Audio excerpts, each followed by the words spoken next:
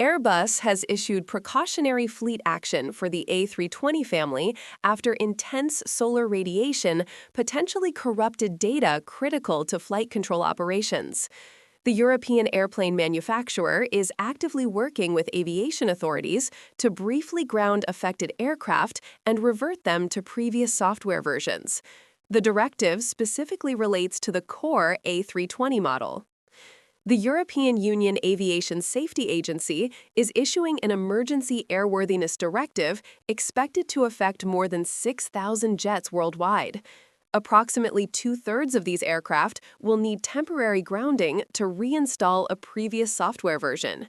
The remaining aircraft may require complete hardware changes, potentially grounding them for weeks during one of the busiest travel periods of the year. American Airlines reported the issue affects roughly 340 of its aircraft, with about 80 already out of service according to reports by John NYC on X.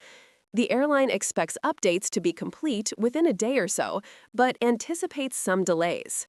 Airbus acknowledged in a statement that these recommendations will lead to operational disruptions to passengers and customers, apologizing for the inconvenience while keeping safety as the #1 priority. Currently, approximately 11,300 A320 family aircraft operate with airlines worldwide. The directive is specific to the core A320 model, of which more than 6,440 are active, according to Airbus. Major operators include easyJet, Lufthansa, Frontier Airlines, American Airlines, United Airlines, Wizz Air, AirAsia, IndiGo, and Qatar Airways. Wizz Air confirmed some of its aircraft are among those requiring software updates and has immediately scheduled necessary maintenance. The airline warned passengers that schedules could be affected over the weekend. Airlines operating all A320 fleets are expected to be most affected by the directive, leading to flight delays, cancellations, or rescheduling of current travel plans. Solar radiation, the radiant energy produced by the sun, impacts aircraft operating at high altitudes. According to Skybriery, around half of this energy is visible, while the other half is near-infrared or ultraviolet.